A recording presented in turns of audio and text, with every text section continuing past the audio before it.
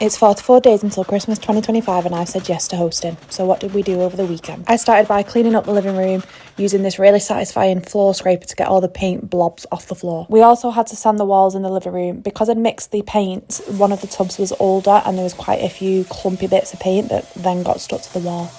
Probably not one of my best ideas, but never mind, it's sorted now. A lot of time just got spent moving things from one room to another because unless you've got a completely separate garage to store everything in, it just gets dumped in the next room. We needed to clear the kitchen out, so now the living room is back to being full. But this meant we could carry on with the subfloor on the floorboard side. This is it, looking a lot clearer. We had a few more bits to do on this side, so we had to add in some of the floorboards where we had a few gaps and add in a load more screws to make sure that it was nice and secure.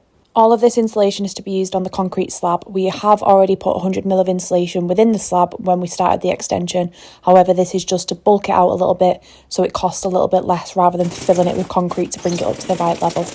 And now the floor looks like a nice, neat cheese sandwich. Hopefully this will pay off and we'll have a nice, warm, cosy kitchen.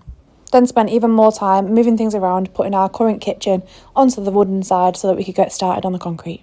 It's been 18 months, if not longer, of having this temporary kitchen that I got from a friend, but tomorrow we're going to be paying the deposit for our new kitchen. We then started on the concrete floor. We need to add visqueen down for this and then do a 25mm upstand of insulation around the edges, and then we're putting extra insulation down to bring the level up, and then we'll need to get the screed man to come and screed it all level with the wood.